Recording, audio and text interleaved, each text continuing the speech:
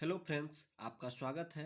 आज हम फिजिक्स के पांचवें चैप्टर पृष्ठीय तनाव से संबंधित टॉप 50 क्वेश्चन पूरे एनालिसिस के साथ करवाने जा रहे हैं। ये सभी के सभी क्वेश्चन आपके लिए इम्पोर्टेंट हैं।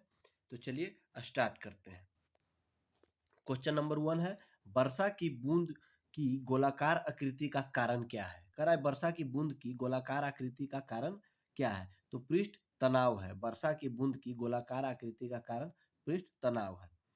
किसी दिए गए आयतन के लिए गोलाकार आकृति के पृष्ठ का क्षेत्रफल अन्य आकृतियों के पृष्ठ के क्षेत्रफल से कम होता है और पृष्ठ तनाव के गुण के कारण किसी द्रव का स्वतंत्र पृष्ठ न्यूनतम क्षेत्रफल घेरने का प्रयास करता है, अतः वर्षा की बूंदें गोलाकार होती है। तो वर्षा की बूंदें गोलाकार क्यों होती है? तो पृष्ठीय तनाव के कारण। चलिए नेक्स्ट क्वेश्चन है, पानी की बूंद गोलाकार क्यों होती है? तो पृष्ठीय तनाव के कारण। नेक्स्ट क्वेश्चन, वर्षा की बूंदें गोलाकार होती है तो जल में पृष्ठ तनाव होता है, उसी के कारण। नेक्स्ट क्वेश्चन है कि जब द्रव बूंद की संकुचित होकर न्यूनतम क्षेत्र घेरने की प्रवृत्ति का कारण होता है, पृष्ठ तनाव होता है। कराए कि द्रव बूंद की संकुचित होकर न्यूनतम क्षेत्र घेरने की प्रवृत्ति का कारण होता है पृष्ठ तनाव। नेक्स्ट क्वेश्चन है, नैनो द्रव्यों का सर्वाधिक महत्वपूर्ण गुण होता है घर्षण। नैनो द्रव्यों का सर्वाधिक महत्वपूर्ण गुण होता है घर्षण। नैनो द्रव्यों का सर्वाधिक महत्वपूर्ण गुण घर्षण होता है।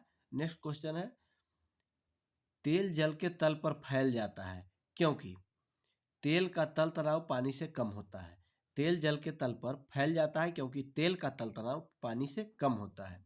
तेल का पृष्ठ या तल तनाव पानी की अपेक्षा कम होना तेल के जल के तल पर फैल जाने का कारण है।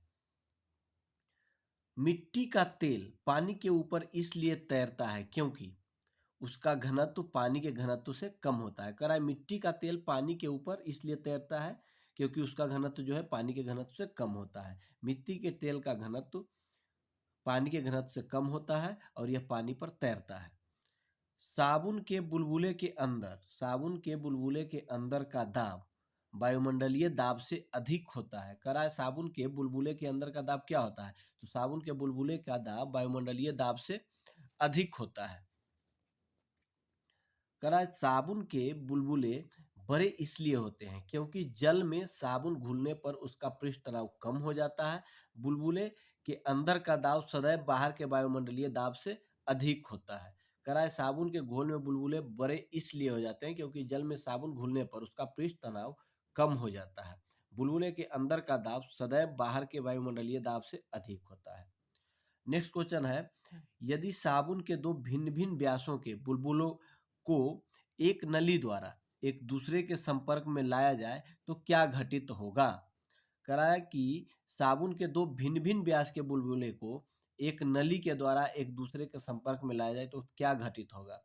छोटा बुलबुला और छोटा, वो बड़ा बुलबुला और बड़ा हो जाएगा। छोटा बुलबुला और छोटा हो जाएगा और बड़ा बुलबुला बड़ा हो जाएगा जब एक नली के संपर्क में लाया जाएगा। कह रहा है किसी बुलबुले का आकार उसमें भरी गैस के दबाव तथा पानी की फिल्म की त्रिज्या तथा मोटाई पर निर्भर करता है। छोटे बुलबुले में गैस का दबाव बड़े बुलबुले की अपेक्षा अधिक होता है, अतः नली में एक दूसरे के संपर्क में लाए जाने पर छोटा बुलबुला और छोटा जबकि बड़ा बुलबुला और बड़ा हो जाता है। नेक्स्ट क्वेश्चन है, जब किसी साबुन के बुलबुले को आवेशित किया जाता है तो निम्न में से क्या घटित होता है? त्रिज्या बढ़ जाती है। जब किसी साबुन के बुलबुले को आवेशित किया जाता है तो निम्न में से क्या होती है? त्रिज्या बढ़ जाती है। एक ही पदार्थ से बने चार तार जिनकी विमाएं नीचे दी गई हैं अलग अलग बार एक ही भार से खींचे जाते हैं, उनमें से किस एक में दीर्घ वृद्धि होती है अधिकतम धैर्य वृद्धि होती है?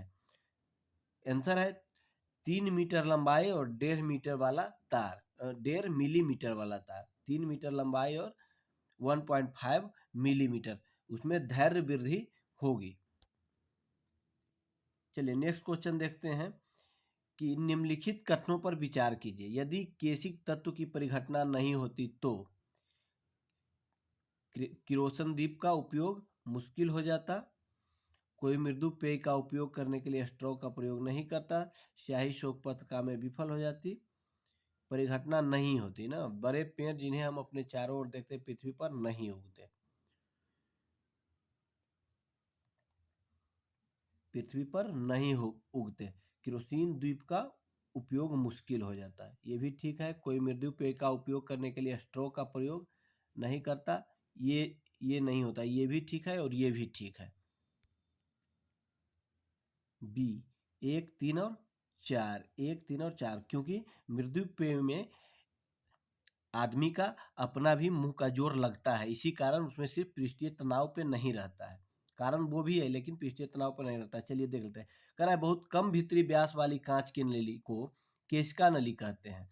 जब हम केशिका नली को किसी द्रव में इस प्रकार सीधा खड़ा रखते हैं कि इसका एक सिरा द्रव की सतह के नीचे रहे और दूसरा ऊपर, तो प्रायः द्रव इस नली में कुछ ऊंचाई तक चढ़ जाता है।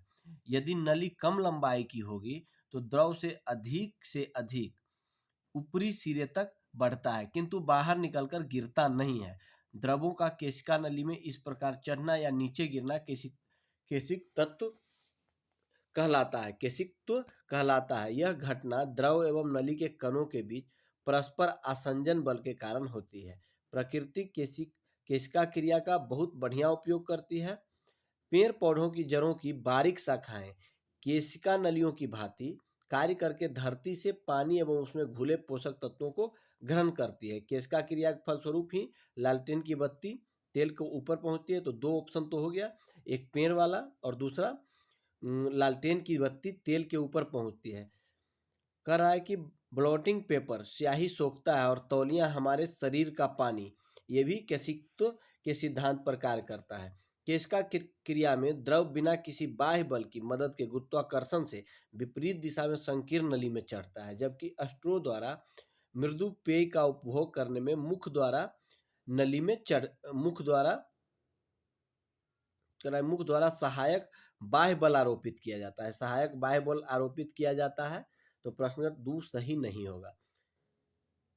नेक्स्ट क्वेश्चन है, निम्नलिखित में से किस एक के लिए केशिक तत्व एकमात्र कारण नहीं है? पौधे की जड़ों से जल का इसके पर्ण समूह की ओर बढ़ना। पौधे की जड़ों से जल का इसके पर्ण समूह की, स्याही का सोखना, भूमिगत जल का ऊपर जाना, सूती कपड़े पर जल की बूंद का फैलना, सब है।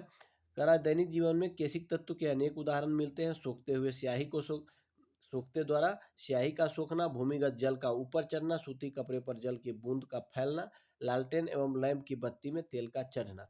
पौधे की जड़ों से जल के इसके पर समूह की ओर बढ़ने के लिए केशिक तत्व अतिरिक्त प्रस्वेदन, संसंजन और बाकी इन तीनों के मुकाबले में ये अलग हो जाता है। इसलिए कह रहा है कि यहाँ पे पर्ण समूह की ओर बढ़ने के लिए केशिक तत्व के अतिरिक्त प्रस्वेदन और संसंजन आदि क्रियाएं भी उत्तरदायी है। नेक्स्ट क्वेश्चन है, बत्ती वाले स्टोव में केरोसिन के बत्ती ऊपर चढ़ने का कारण क्या है? तो पृष्ठीय तनाव है। बत्ती वाले स्टोव में भी केरोसिन से बत्ती ऊपर चढ़ने का कारण तेल का पृष्ठ तनाव है, जो कि केशिकर्षण होता है। इसी फलस्वरूप द्रव पतली से पतली नली में प्रवेश कर ऊपर चढ़ जाती है। एक केश नली में जल की अपेक्षा एक तरल अधिक ऊंचाई तक चढ़ता है। एक केश नली में जल की अपेक्षा एक तरल अधिक ऊंचाई तक चढ़ता है, तो इसका कारण क्या है?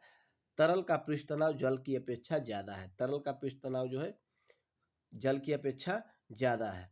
नेक्स्ट क्वेश्चन है, जब किसी झील की तली से उठकर वायु बुलबुला ऊपरी सतह तक आएगा तो उसका आकार क्या होगा? बढ़ जाएगा। करा जब किसी झील की तली से उठकर वायु बुलबुला ऊपरी सतह तक आएगा तो उसका आकार क्या है? जो बढ़ जाएगा। जब वायु का बुलबुला झील की तली से उठकर ऊपर की ओर आने लगता है तो तली की अपेक्षा ऊपर की ओर दाब घटने लगता है, जिसके कारण वायु के बुलबुले का आयतन बढ़ जाता है। कह रहा है जब वायु का बुलबुला झील की तली से ऊपर की ओर आने लगता है तो तली की अपेक्षा ऊपर की ओर दाब, उसका बुलबुले का जो अंदर का दाब है वो घटने लगता है, जिसके कारण वायु के बुलबुले का आयतन बढ़ जाता है। नेक्स्ट क्वेश्चन है, ताप के बढ़ने के साथ द्रव की श्यानता घटती है। ताप के बढ़ने के साथ द्रव की श्यानता जो है घटती है। द्रव का वह गुण जिसके कारण द्रव अपनी भिन्न भिन्न परतों में होने वाली सापेक्ष गति का विरोध करता है, श्यानता कहलाता है। द्रवों की श्यानता ताप के बढ़ने पर घट जाती है। यही कारण है कि जून माह में शीरा जनवरी माह की तुलना में कम श्यान होता है। नेक्स्ट क्वेश्चन है कि हवाई जहाज से यात्रा करते समय पेन से स्याही निकलने लगती है। इसका क्या कारण है? वायु दाब में कमी के कारण। जैसे जैसे ऊंचाई पर जहाज जाती है, वायु दाब में कमी होने लगती है, इसी कारण से पेन से स्याही निकल जाता है। अधिक ऊंचाई पर जाने पर दाब क्रमशः कम हो जाता है। इस कारण ऊंचाई पर पहुंचने पर बाह्य वायुमंडलीय दबाव एवं पेन के अंदर स्याही के दबाव का साम्य भंग हो जाता है। पेन के अंदर स्याही का दाब अधिक होने के कारण यह बाहर की ओर निकल पड़ती है। नेक्स्ट क्वेश्चन है, ऑटोमोबाइल के हाइड्रोलिक ब्रेक के कार्य करने का सिद्धांत क्या है? पास्कल का नियम है। ऑटोमोबाइल का हाइड्रोलिक जो भी ट्रैक्टर वगैरह हम देखते हैं, पास्कल का नियम। हाइड्रोलिक ब्रेक, हाइड्रोलिक प्रेस तथा हाइड्रोलिक लिफ्ट पास्कल के नियम पर आधारित है। जितना भी हाइड्रोलिक से संबंधित है सभी पास्कल के नियम पर है।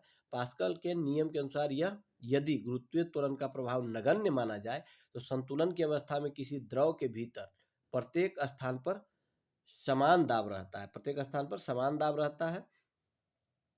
चलिए नेक्स्ट क्वेश्चन कह रहा है कि मोबाइल तथा ऑटोमोबाइल ने भारतीयों विशेष रूप से ग्रामीण क्षेत्रों के लोगों के सामाजिक जीवन में निम्नलिखित में से किसके संबंध में क्रांति ला रहे? कह रहा है मोबाइल तथा ऑटोमोबाइल लोगों के आवागमन के संबंध में, ठीक है, लोगों के जुड़ाव के संबंध में। ये तो ऑटोमोबाइल हुआ, ये मोबाइल हुआ। लोगों के नहीं, ये गलत है, यानी 1 और 2 होगा। क्वेश्चन नंबर 1, मोबाइल फोन से जहां लोगों के जुड़ाव के संबंध में क्रांति आई, वही ऑटोमोबाइल क्रांति से लोगों के आवागमन में। नेक्स्ट क्वेश्चन है, बैरोमीटर पठन में अचानक गिरावट हो जाने से निम्नलिखित में से क्या होता है? तूफानी मौसम होता है।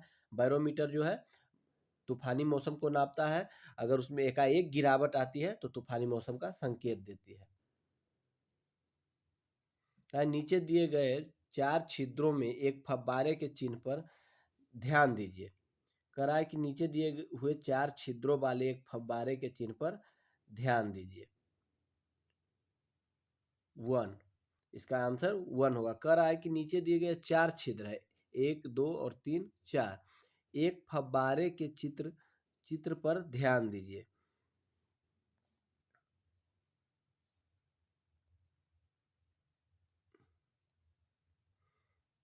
देखिए कह रहा है कि किसी फव्वारे के छिद्रों से निकलने वाले जल की गति के मापन के लिए टार्सी टार्सी टारिसेली के नियम के अनुसार v बराबर √2gh होता है, जहाँ g जो है गुरुत्वीय त्वरण है और h है फव्वारे के जल स्तर से किसी छिद्र की दूरी है।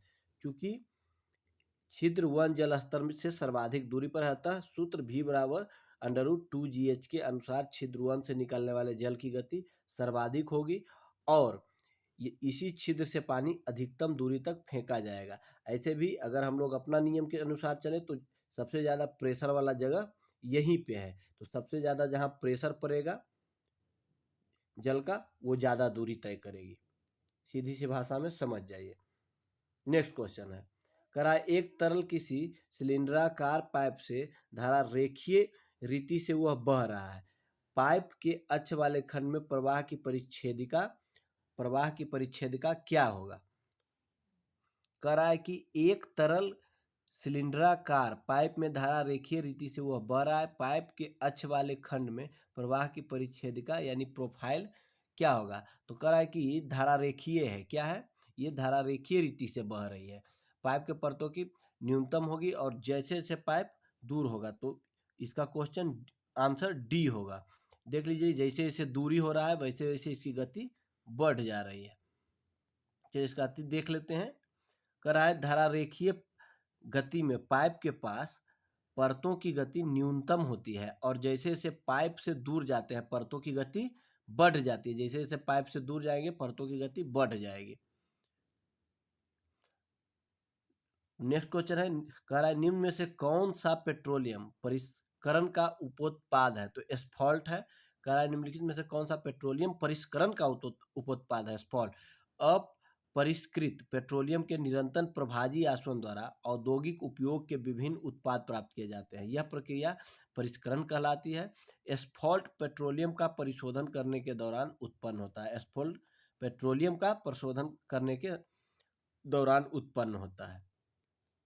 नेक्स्ट क्वेश्चन है, करे जारे में झील की सतह हिमस्थित हो जाती है, किंतु उसके तल में जल द्रव अवस्था में बना रहता है। यह किस कारण से होता है? जल की सघनता 4 डिग्री सी पर अधिक होती है। जल की सघनता 4 डिग्री सेल्सियस पर अधिक होती है, इसलिए वो जमता नहीं है, तल के अंदर भी नहीं जमता है। 4 डिग्री सी पर जल का आयतन न्यूनतम तथा घनत्व अधिकतम होता है। झीलों एवं नदियों की केवल ऊपरी सतह के जमने में पानी का अनियमित प्रसार का महत्वपूर्ण भूमिका होती है। जाड़े के दिनों में वायुमंडलीय तापमान 0 डिग्री सेल्सियस से कम हो जाने पर झीलों और नदियों की ऊपरी सतह ठंडी होने लगती है, और जब सतही जल का तापमान 4 डिग्री सी तक पहुंच जाती है, तब वह अधिकतम घनत्व के कारण नीचे बैठ जाता है और नीचे की परत में विद्यमान जल को ऊपर की ओर विस्थापित कर देता है। यह प्रक्रिया तब तक चलती रहती है जब तक संपूर्ण जल का तापमान 4 डिग्री सी नहीं हो जाता है। अतः जब जल का तापमान 4 डिग्री सी से कम होने लगता है, तो उसका घनत्व कम होने लगता है। परिणाम स्वरूप सतही जल नीचे विस्थापित नहीं होता, सतही जल 0 डिग्री सेल्सियस पर जम जाता है, जबकि सतह के नीचे विद्यमान जल का तापमान 4 डिग्री सेल्सियस ही रहता है, क्योंकि ये प्रक्रिया अंदर दोहराई जाती है बार बार, सतह के ऊपर नहीं।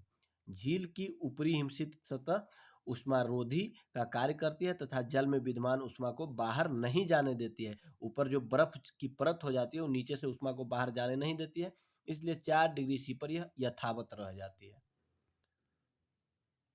चलिए नेक्स्ट क्वेश्चन है, शीतकाल में जब झील की ऊपरी सतह का पानी बर्फ में बदल जाता है, फिर भी जलीय जंतु जीवित रहती है, क्योंकि पानी का घनत्व 4 डिग्री सी पर सबसे अधिक होता है, जिससे बर्फ की ऊपरी सतह के नीचे पानी रहता है।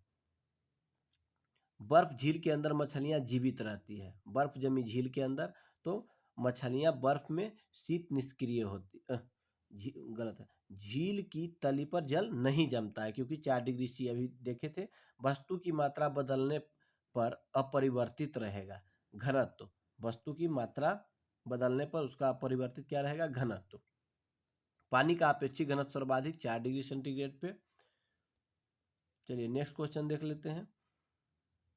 किस ताप पर पानी का घनत्व अधिकतम होगा? तो 4 डिग्री सेल्सियस पे। जल का अधिकतम घनत्व होता है 277 केल्विन पर। कह रहा है जल का अधिकतम घनत्व 277 केल्विन पर होता है। गर्म करने पर 0 डिग्री से 4 डिग्री सेल्सियस तक जल का घनत्व बढ़ता है, लेकिन आयतन कम होता है। 4 डिग्री सी पर जल का घनत्व न्यूनतम तथा आयतन न्यूनतम तथा घनत्व अधिकतम होता है। सेल्सियस से केल्विन में परिवर्तन के बराबर सी प्लस 273, 4 प्लस 273 बराबर 277, इतना पे भी जल नहीं जमेगा। लोहे का एक गोला पारद पर तैरता है किंतु पानी में डूब जाता है। लोहे का अपेक्षित घनत्व पारद के अपेक्षित घनत्व से अधिक होता है। कह रहा है कि लोहे का एक गोला पारद पर तैरता है, ये सही है, किंतु पानी में यह डूब जाता है, क्योंकि लोहे का घनत्व जो है पानी के घनत्व से अधिक होता है। इसलिए यहाँ कह रहा है लोहे का अपेक्षित घनत्व पारद के अपेक्षित घनत्व नहीं। अगर पारद से अपेक्षित घनत्व से अधिक होगा लोहे का घनत्व, तो लोहा वहां पे डूब जाएगा, तैरेगा नहीं। तो यहाँ ये कह रहा है कि लोहे का अपेक्षित घनत्व पारद के अपेक्षित घनत्व से अधिक होगा, नहीं। अगर अधिक होगा तो ये डूब जाएगा, कम होने के कारण ये तैरता है। तो question number answer number C होगा, ए सही है परंतु आर गलत है।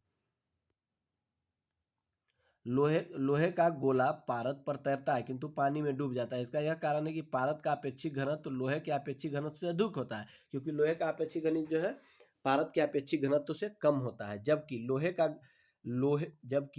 पानी का लोहे से कम होता है। अतः ए सही है, जबकि आर गलत है।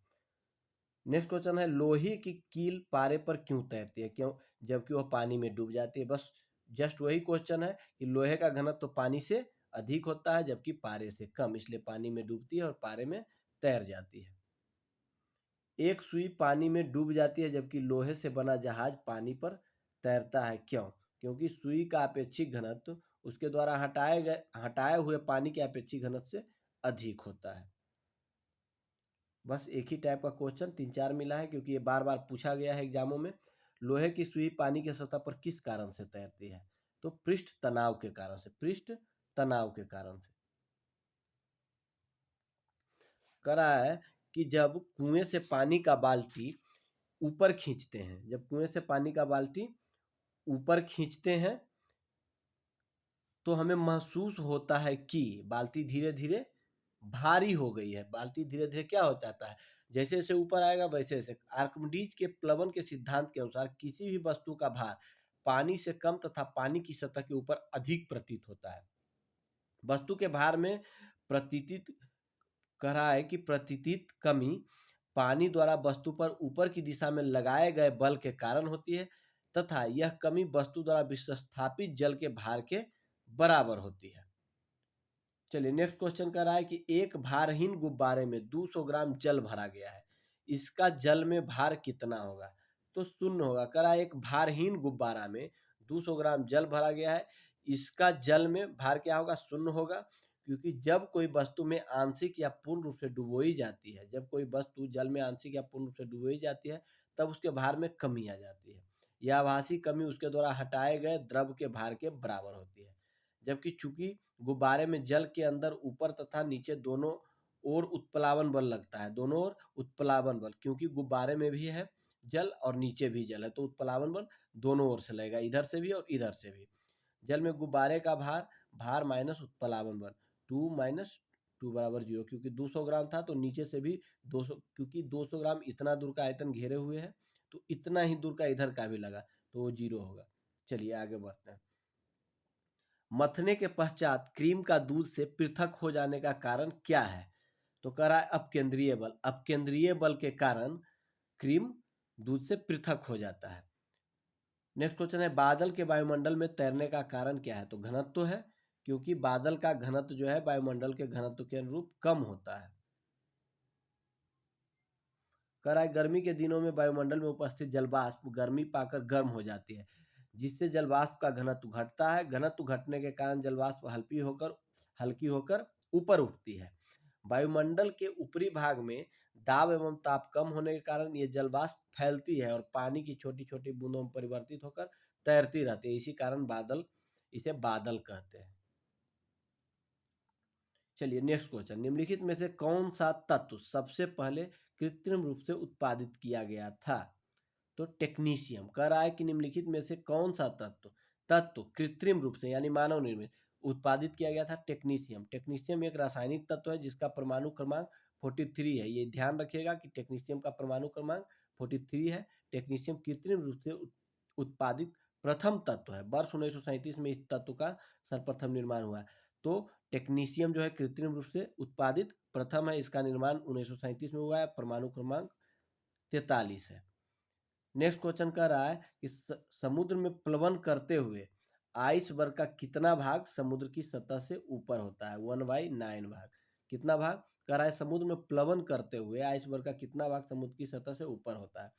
शुद्ध जल के बर्फ में परिवर्तित होने पर 4 डिग्री सी ताप पर बर्फ का घनत्व जल के घनत्व का 1/9 भाग होता है। यहीं से क्लियर हो जाता है कि शुद्ध जल के बर्फ में परिवर्तित होने पर 4 डिग्री सेल्सियस ताप पर बर्फ का घनत्व जो है जल के घनत्व का 1/9 भाग रह जाता है।